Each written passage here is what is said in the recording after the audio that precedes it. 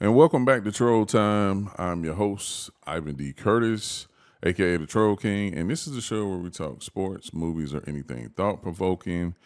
Today we'll be talking, of course, NCAA women's basketball, Harvard and Harmony Turner. We'll be speaking Unrivaled, talking about the awards and what's going on in that league. And then, of course, Nike released T-shirts with Aja Wilson, Juju Watkins, and Shakari Richardson. Of course, it's high school state championship time. I'm gonna be talking a little bit about the Ohio State High School Athletic Association and what's going on. Watched some good girls games over this past week, and talking at WNBA news. LA Sparks put out basically an attention for looking for male practice players, and that got pretty interesting. But if you've been watching this show, you know I don't do it alone. Got my right hand man with me, A Willie. What's going on with you, brother?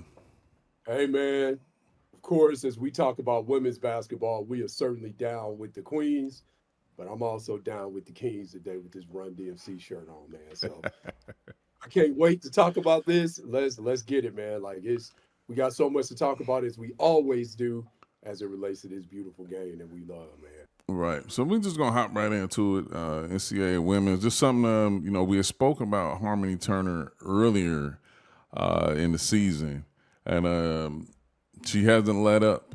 Led Harvard to its first Ivy League tournament championship. They defeated Columbia 74-71. Had another great game, 24 points, 4 assists, 3 steals, shot 3 for 7 from the three, 9 for 20 from the field. But if you watch her play, man, it's pretty. She's a smooth player that plays with some grit. That's the way I like to describe her. Can knock down shots.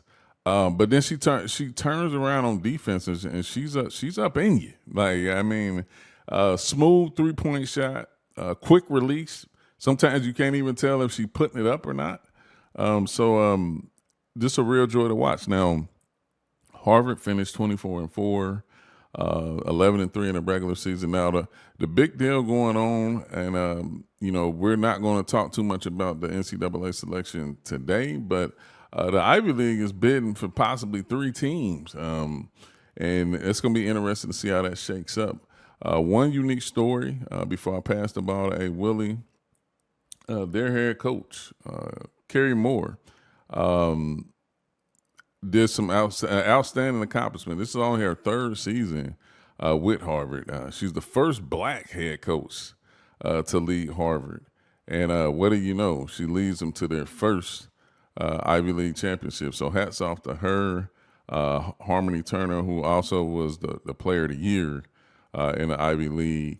I know I made a post about it, and somebody mentioned Allison Feaster. Of course, you can't speak Harvard basketball without mentioning Allison Feaster. She was a 3-time Ivy League player of the year. I just didn't mention her in the post because I wanted to give Harmony Turner her flowers.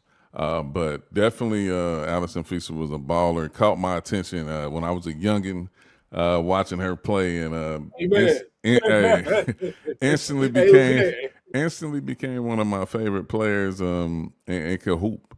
But I'm gonna pass the ball to you, A Willie, and give your thoughts on it. Man, I absolutely love Harmony Turner, man, and been tweeting about her, posting her on IG, in my stories since the beginning of the year. Let me say this, man, for I spent part of my time in Dallas, Texas. She is from the Dallas area. Went to high school in Mansfield, which is a suburb of Dallas.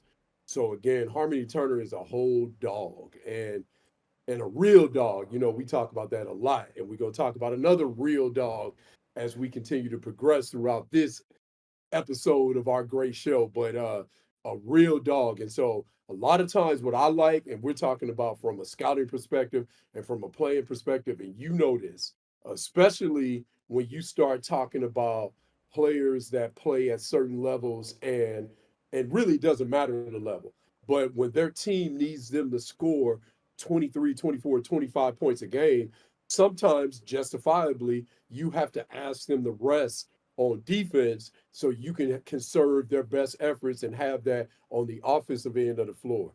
This woman does not play that. So I absolutely love players where you don't have to light the pilot defensively. They also have the ability to be greater later when they get to the W. And maybe again, your calling card initially when you first get there, it may or may not be scoring when you first join the team. Can you guard? Can you defend? Can you make the right decisions as it relates to getting your teammates involved? Harmony Turner does all that, man, and you ain't got to ask her to play hard. I absolutely love watching her play. Shout out to her, man. And I love big brain basketball. Being I graduated from Brandeis University, one of the top universities in the country, played point guard there. Big brain basketball is what I love. So shout out to Harmony Turner. Yeah, I agree with you. I'm also a part of the Big Brain Club, but I've changed over time. Like now, I mean, because of course the total evolution of the game. But I used to be more defensive oriented, but now I like players that, hey, if you can't score from the perimeter per se, then It's hard to be out there. I have a hard time falling in love with your game. But once again, hats off to Harvard and Harmony Turner and Coach Kerry Moore. Moving along, Unrivaled. They set out the awards. I'm gonna let A Willie lead this charge, but they set out the awards, and it got pretty interesting. I'm gonna let A Willie give his spill on it, and then I'll follow up with it. Man, so okay, starts with our first team. Of course, the leading vote getter is the human baby doll, Nafisa Collier, of course. So leading the league in scoring, doing everything that she does as a player. Then Chelsea Gray also is part of that first team group. Again, having an amazing year, seeing that resurgence. And then the third member, because it's 3-on-3, so the third member of the first team and unrivaled this year is Kayla McBride. So everybody affectionately known as McBuckets. So again, she has the ability, and she talked about it even going back to the first week. And she was like, "Yeah, I got an opportunity to shoot that thing even more because we know in the regular season she's on the team with Nafisa Collier." But again, man, just seeing these players in this different setting and watching them do the things that they're doing to either stamp who they already are, or y'all must have forgotten, like we said last time in our Roy Jones terms with some of these players. And our second team player who was fourth in vote getting was Skylar Diggins Smith. So big year for her in Unrivaled. Lots of game winners. She hit the first one ever. But man, like lots of game winners for her, stamping who she is in terms of playing winning basketball. Second was Ryan Howard, and third, of course, was Angel Reese. Angel Reese is our defensive player of the year in Unrivaled. So yeah, man, lots of discourse, lots of things we can discuss as it relates to who got these awards and why, man. So I'd like to hear from you, brother. Who do you think were the more players? There were players that were more deserving, less deserving. Do you agree with defensive player of the year? Man, give me your insight, brother. Now, this is the thing. Initially I seen the Angel Reese wins Defensive Player of the Year. I'm like, okay, cool. I go back and look at the numbers, and it told another story. I mean, when we start breaking down defensive categories. Now, I honestly believe, and one of my followers said this, and I'll track this later on specifics. But Nafisa Collier probably should have won Defensive Player of the Year. Hard to argue that. Yeah, I mean, Hard to argue that. yeah, with her defensive numbers, yeah, she didn't lead in rebound. I think she was 10.2 rebounds per game. Also averaged, one block per game, and I think 2 steals a game. Like literally, she should have won Defensive Player of the Year. But I mean, she can't keep dominating her own league. Like I mean, so that's really what it comes down to, man. Like I mean, but I like Angel. The only problem I had is when I made the post about it. First of all, I tell everybody I make posts to give people their flowers. My saying goes without. Part of my slogan is, "Hey, I'm here to promote and show love," and that's what I do. I'm not trying to be a stickler or nitpicking or anything like that. That's what you, the commenters, do. Like, that's not, I just start the conversation. How it flows is up to you guys.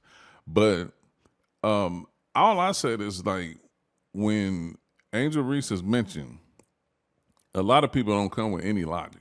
It's the same old thing over and over again. Oh, she's getting her all her rebounds is coming from her missed shots and all this and all that and whatever, blah blah blah. Not to mention, even with her averaging 12.1 rebounds, I believe I calculated 119 of her rebounds was defensive, and I think 55 of them was offensive. So that's the part about not coming with any logic. Like I had a particular back and forth with someone, and basically all I told him, I said, in the end, we ended up agreeing. I agreed with him, but he didn't lead with the reasoning why Nafisa Collier should have won it over Angel. You just instantly started going and attacking Angel's game, and the energy behind attacking her games often leads to getting off subject. He started talking about her turnovers and her shooting. That has nothing to do with defense.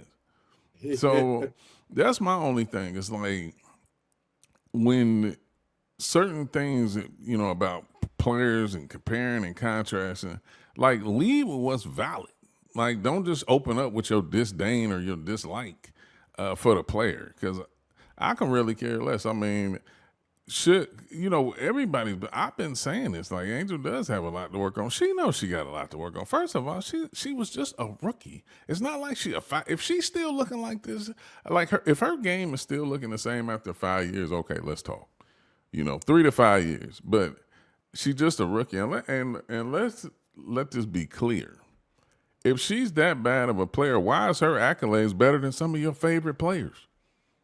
Then the game must be bad then, because I mean, she a national champ. I mean, she been a player of the year. Like, I mean, she got everything your favorite player either has or wants. So, or has had. So it's like some of the criticisms, like just say you don't like her, and move on. But don't be trying to break down basketball, because the one guy, he said rebounding wasn't a defensive. It's not a defensive stat, brother. Just say you don't know basketball, bro. That's what Exactly. Just please say you don't. Ladies and gentlemen, defense is the capitalization. The rebounding is the capitalization of playing defense. Ultimately, if you don't get a steal, or if you don't get a block, or if you don't get a deflection, at least rebounding seals the deal for you to get the ball and go on the other end. No question. So what are we talking? So that's my thing. I said, and I even said it. People get so emotional about stuff, and they start letting their intelligence just ooze on out the door. And people got to know by now, if you come on my post and you make sense, I will agree. I'm not here to try to prove you wrong or to make you think like me. Like, first of all, what would the world be if we all thought alike? If we all acted alike? If we all did the same thing? I'm not trying to do that. All I'm doing is having a conversation. So, yeah, I mean, Fee could have won it, but I think it was more about sharing the wealth. But Angel did their job. She also led their team. Held teams to the lowest points per game average, which is, impactful when you start talking about defensive player of the year and stuff like that. So I'm not, I don't have any ill feelings towards it. I think, somebody had to win it. I don't think they want Fee to keep winning everything, because arguably if there wasn't a such name as Angel Wilson, then Fee Collier would be the best player arguably in the game. So, right. And even with that, I still, that's a debate for another time. But I mean, Fee is literally the total package when you talk about basketball players. So, but that's my spill on it. It's interesting, man, because you said something. So first off, let's talk about Angel defensively again. Like you said, just say your basketball IQ is not that high, and you all of a sudden watch basketball or pretend to know basketball because you want to wrap that into actually your criticism of Angel Reese. So we talking about it from a scouting perspective, right? You said something about improvement. Well, we seen Angel make threes. We saw Angel make pull-ups in the mid-range as well during certain games as well. So that improvement that people want to see is actually taking place. That's number one as it relates to Angel matriculating into being a better player. That's number one. She is putting in the work. So give her credit for that. Here's the second thing as well from a scouting perspective as it relates to playing defense. I watched a whole lot of Unrivaled basketball as well as you have, brother. So we can stand on business as we make these assertions. One of the things that you can't do in Unrivaled because it's 3-on-3 and it's full court is very, very hard to help. When they get you on switches, it's you on that island. So I watch Angel. Of course, she's going to guard in the paint. Of course, she's not scared of contact. In fact, she is the initiator of contact when she's guarding bigs. But when they isolated her on switches, she actually moved better laterally as it related to guarding perimeter players than she did at LSU, than she did even last year when she was in Chicago. So the fact that, and that's a conditioning thing, that is sitting in the chair thing, that is a want to thing. And so the thing as it relates to rebounding and sitting in that chair and moving your feet defensively, whether it's on the perimeter or whether it's in the paint, I'm gonna tell you, man, there she has really, really made strides in that in those directions. And I commend that even more when you, especially when you start thinking about all the things that she has going on off the floor. And it is not messing with her preparation, it's not messing with her level of improvement or chasing that improvement as well, man. So, so I agree with what you said. I understand they can't give Fee all the awards, but man, Angel did some things. Again, only 2020 game that we've had. And she followed that 2020 game up with a 20 and 15 game or something like that. So again, man, this woman is making lots of strides. And again, in that 3-on-3 setting, you can't hide because all of your flaws, all of the things that you do from a positive standpoint are all right there because people don't have to pay attention to as much action off the ball because it's 3-on-3 and it's wide open. And the fact that she took the challenge to be in that, knowing that all these people are gonna have all this crazy shit to say about her, and she's shown improvement when you get your damn feelings out the way and actually appreciate the level of improvement that she's shown. I got a lot of respect for Angel for actually showing up and playing. No, no doubt. And two of the people, I won't, reveal their full names or anything like that, but Harry was, he's a constant guy that's on my posts, and we have, pretty decent conversations. He was the one who was stating about, he came with a lot of disdain in the beginning, but then later on he made a logical statement, which is I actually agree with, and that's when he mentioned about Nafisa Collier.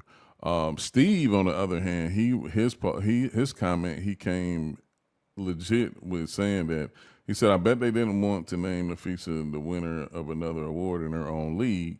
Then he compared, 10.6 rebounds, 2 steals, and 1.4 blocks, compared to Angel Reese's 12.1 rebounds, 1.7 steals, and 0.7 blocks, which makes perfect sense. So it's stuff like that I appreciate. Like I don't mind the real basketball talks. Now let's be clear. Like I said, my name ain't the Troll King for nothing. I mean, I'm all here for the shits and giggles. I mean, if that's what you want to do. But I'm Right. saying, but I don't, like I said, I don't start them. Like I don't start it. Like I just respond based off what people comment or what they say to me, or either towards the post or anything like that. But you know, playoffs coming up. We'll get into that. More than likely, we'll talk about rival after the playoffs and championship has been played, so we can just do a full recap. And then the countdown to the WNBA starting to be get real interesting. Moving on, the LA Sparks had put out. My They, squad. they put out an announcement that they were looking for male practice players, and then it kind of sparked some things on social media where Dearica Hamby said She didn't want them to be soft. Like, hey. And I can't blame her. As somebody who used to work in the association, I've witnessed a lot of these type practices, and it can get it can get a little chippy. Like, Absolutely. and you don't help them by playing soft because that's not the way they're trying to play. I'm gonna pass this to A Willie, a LA native, Sparks guy. He definitely, as soon as it hit the airwaves, he shot me a text, and we started talking about it. But and then I seen a lot of guys making fun. Hey man, it got real hilarious. Which is, I mean, let's be realistic. Like, not all of us think that. We don't all think the same way about women of the W. Some of us admire these women for more than just their physical talents. And so it got real funny on social media about people wanting to join and, wanting to compete and things like that. And let's be real, if we're talking LA Sparks has one of the more attractive WNBA rosters. So, hey, Willie, your thoughts on the posts, the reactions, and everything that has to do with it. So, the first, again, speaking of big brain basketball and players that I like, Gabby Williams is a player that I like. So she retweeted what Dearica Hamby said about y'all can't be soft. And Gabby Williams said, she said it, what she said. And so, with that being said, you can read whatever it is that you want into that. And look, man, like when you got a team that has the likes of Rakia Jackson and Dearica Hamby and Kelsey Plum and Cameron Brink, um, you're going to get a lot of reactions about people wanting to be practice players and also practicing shooting they shot on the floor and off the floor. And I can't say I blame them, man, as one of these people, as you described, and I'm active about in terms of admiring these women as basketball talents and the talents that they display off the floor as well. So, man, it is so entertaining to see it. What I like about it too is with it being that entertaining, the players themselves having fun with it. That's what makes it really funny because, of course, the guys are going to go to the meet like piranhas, right? But when the players are egging it on, it gives even more of these funny reactions to it, man. So I'm all for that entertainment. It's one of the things that I feel like as the W continues to grow, is one of the things that I talk about, and I notice a lot from as working in the league, just how accessible the players are as we're in this growth stage with women's basketball, the W, and that matriculating down to college basketball, women's college basketball as well. Being in that growth stage is also being accessible, where you're tangible to these fans. And, when you go to W games, you're tangible, much more tangible than, say, NBA players. And I think engaging in this, bringing that on again, continues to show that interest that when you get all these people that say, oh man, nobody watches women's basketball, I beg to differ when you see all this stuff going on, man. So it's great, man. It's funny, it's entertaining. Um, you know, I would never try to be a practice player for a W team, but never ever. But it's fun to see, man. I love it, bro. Would you try out? Would you do it? Uh, I mean, yeah. I mean, in my younger years, obviously, but yeah. Why not? I mean, first of all, like, I mean, I don't know. I don't know about you, but I mostly dated athletes coming up in high school. Yeah, yeah. My first love was a basketball player, so it was love and basketball every day. Like, we would go play 1-on-1. I mean, she was the better. Rebound for each other. Yeah, Yeah. she was the better shooter. She went on to play Division I basketball. Like, I mean, so yeah, and I mean, like I said, my fascination with the game and with women and playing the game, like, it's always been there. Like, then it led down to my daughter who played, like, went on to play Division II basketball. Like, it's always been there. It'll never die. Even when I was watching Harvard and Columbia, they was getting after it last night. Like, I Facts. mean, and now Harmony Turner is the featured player, and I'm swinging the block back around. I'm just saying this the competitiveness, But another player who caught my eye was Elena Rodriguez. She had 13 points and 9 assists, but just how they played the game. Like, I mean, and even Columbia was getting after that. Sure, they had 3 players in double figures. Riley Weiss led them in score. Like, it was a fun game to watch, and I almost thought Harvard was going to lose it at the end, but they closed it out. But just watching the nature of them competing, and like, I'm not even throwing shade, but the times I've sit and tried to watch men's college basketball, some games are good, but a lot of them are not good. Like, they're not. So it's like, I mean, because some of them compete, some of them don't. Even some of the ones who compete, they're not, the skill set is not there. Like, it's just a lot of just ripping and running up and down the court, man. Like, and to me, like, I don't know, it just can't compare right now. And Man, no, go ahead, brother. so go yeah, ahead. that's what pretty much does it for me. I mean, now don't get me wrong, a lot of games can be hit or miss, men or women. But my preference is watching women's basketball because of, if all costs, they're always going to compete. Like, you don't never have to worry about them not giving 100. The guys, you don't always get that. So that's that. No, you're right, man. And it's funny because Tasha Cloud was on, I think she was on All the Smoke, and she was talking and she said, and she was talking about Fee, and she was talking about the great players in the W. I think it was Fee, or maybe she was talking about Asia. And her words, if you are a great player, you are going to get effed up. And that's just how it is because of the physical nature of the game and the fact that the women compete. So you are spot on with that as you say that, man. Like, because and I think we got to be careful with this as we are experiencing this growth. One of the things that you're seeing in the W, of course, is we are familiar with these women and in women's college basketball as brands, and women's college basketball in particular, because they stay in school for at least 3 years after their high school graduating class. You have to be 3 years removed from that. And so we're seeing these players that we're gaining this level of familiarity with. Here's the other thing that you're getting as well that we got in our era of college basketball when we were growing up that you don't see now.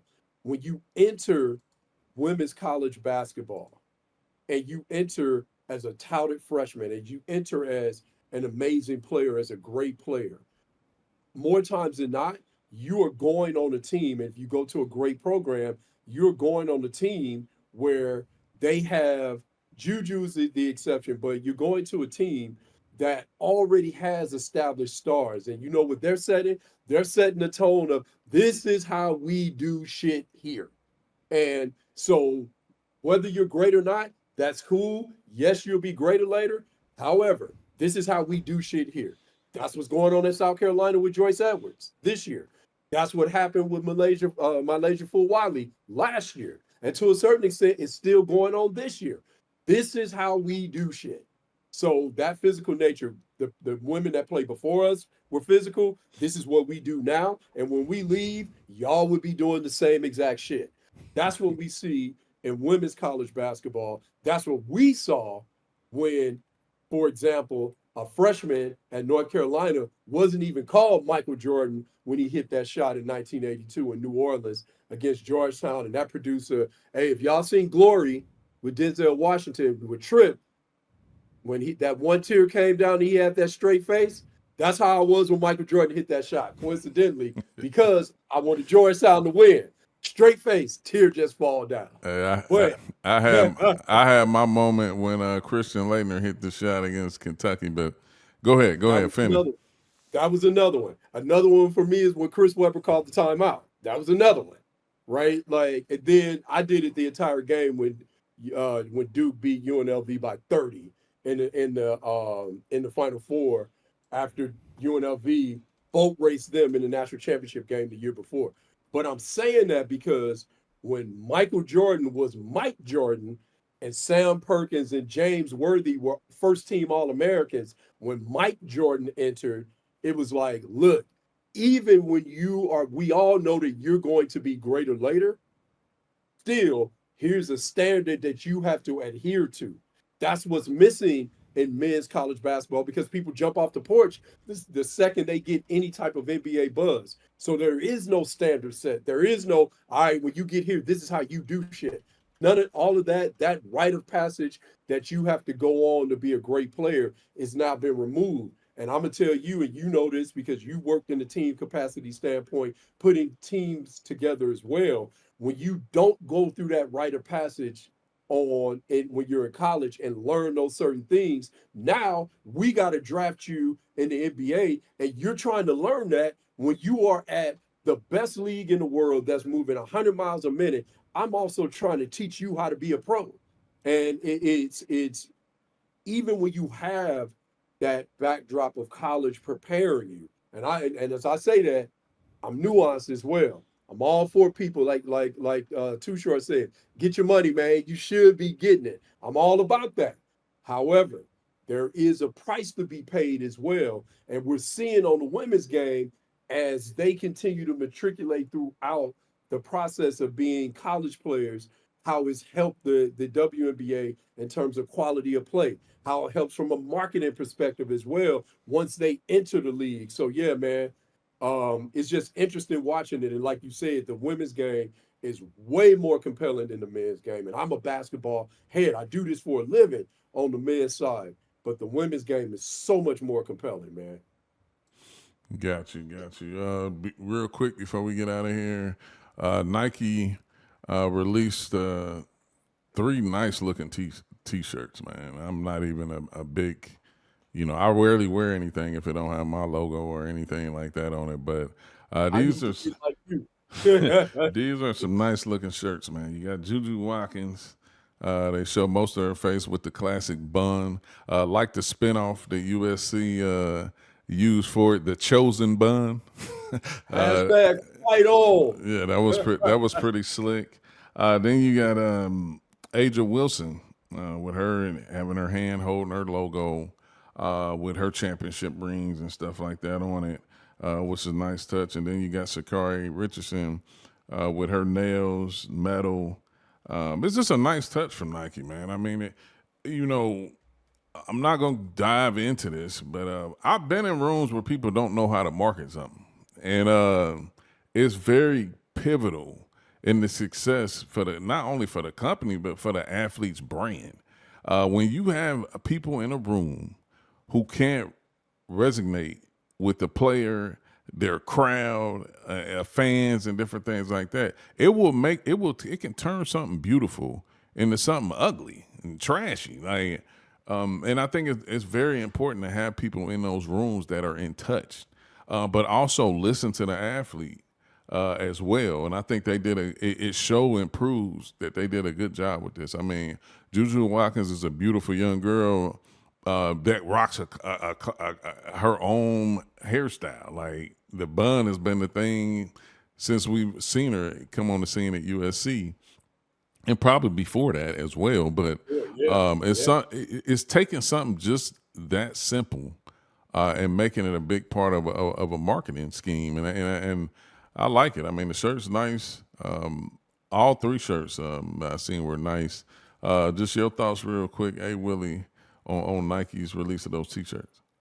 Well, if anybody is walking, as y'all continue on this journey, walking with the Troll King, y'all better know something about me. I worked in sports marketing at Nike and basketball for 5 years. So these are all things that resonate with me as well in terms of finding these players that not only can they hoop, but they also have a style that connects people and makes people emotional. So those are all the things that you're searching for when you look at these types of players and these types of athletes. And all three of these women, Juju, of course, hashtag fight on. From the crib, go ahead, Juju. Aja Wilson, and of course, Sha'Carri Richardson. Again, I am in Dallas. So when I spend part of my time here in Dallas, and she is from Dallas. So again, love watching her do her thing. One of the uniting thing that I look at, and I tell my daughter this all the time. I got a daughter that I absolutely love that's an athlete. She's a bunch of things. She's an athlete as well. I always tell her that when you look at all three of these women and they do it in their own respective ways, but they do the things that they do not dim their light to let someone else's shine. These women are very confident in who they are, and they exude that confidence, and people are drawn to that. And sometimes there are people, as you always talk about, there are people that in an unhealthy way troll these women because they are intimidated by their confidence. They're also intimidated by their beauty. Hey, no, they ain't intimidated. Secretly, they want them. Let's be for real. Let's keep it all the way 1,000. They want them. That's the thing. But these women continue to be confident. And I tell my daughter all the time, people don't make history without the people that make history, the people that go on and do significant things, don't worry about their talent and the fact that their presence makes other people uncomfortable. And all three of these women, you can see, they do it in their own style. They show up as themselves authentically, and people are drawn to that, man. I love to see it. Got you, got you. And while I got you here, hey, Willie, on the solo box, go ahead and get off whatever you need to get off your chest, brother. I'm in my feelings. WWE again.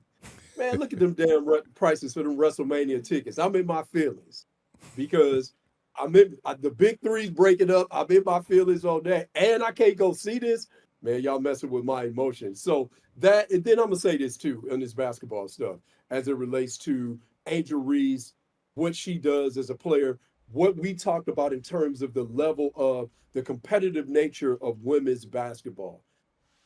People say they don't watch the All-Star game. I don't watch the NBA because these guys don't compete. They're all friends. It's not physical, blah, blah, blah, blah, blah. And then when the women do it, they're too physical. You complain about how physical they are. You complain about the fact that they aren't really friends. They are friends. They support each other, but they trying to bust your ass on the floor. So you can't have it both ways, man. So again, as we watch these women, because this NCAA tournament is going to produce some moments, watch these women and appreciate what they do, man, and stop being critical about the fact that they're physical and they this and they talk shit and all. Of course they do all that. And what? So let these women rock, man. Let's enjoy this tournament. Good talks, good talks. My last words. This past week was the Ohio State girls basketball championships, and a lot of some good basketball was played, and a lot of historic moments were made. Purcell Marion out of Cincinnati, they completed the four-peat. They have won 4 straight state championships, led by Dee Alexander, who has been Miss Ohio for 3 years. The only other person that had that feat, she's up there with LeBron James and Mr. and Mrs. Basketball. But very good player. She'll continue her talents at the University of Cincinnati. Cincinnati. And I kind of choked up a little bit because I'm wondering what was that NIL bag like, because she is big time. She's a McDonald All-American. She got everything you name, but a really good player, a real good team. Shout out to Jamar Mosley, the coach of that team, which is when I was watching, I listened to the backstory, and people had to pretty much force him into taking the job. And, here we are 4 years later, 4-time state champion. So shout out to Purcell Marion. And then on the other end, had Winton Woods, who won a state championship as well. And they finished their season 27-0. That championship kind of hit different for me a little bit because I actually know a couple of the coaches on that staff. The head coach, Carlton Gray, who was an outstanding athlete in his own right, was a 4-year starter at UCLA, went on to play in the NFL, but he's been one of the more prominent coaches in the Southwest Ohio area, and along with Steven Sanders, who was a great athlete in his own right, who I believe played at the University of Cincinnati, was a real good football player as well. But they have been some dynamite basketball coaches and trainers. I met them at Cincinnati Finest, one of the top AAU girls programs in Ohio. And it was just great to see some great basketball being played. and especially from some people I know. It's always better when you got a dog in the fight. Now the crazier thing, Cincinnati, almost completed the sweep for Division 1, 2, and 3, but unfortunately in Division 1, Pickerton defeated Princeton, who was coached by I think her name is Dee Davis, who played pro basketball, and it was a great game. Unfortunately, one of their top players got hurt at the end, which was sad to see because I honestly feel like if she never got hurt, they probably went on to win the game. But definitely some good basketball was being played. So just shout out to those teams. And, other than that, man, just keep rocking with us over here at Troll Time. Myself, the Troll King. And as I always say, if you don't remember anything else, remember, I'm here to laugh, show love, promote, talk sports, movies, joke, and troll. Catch us on the next episode.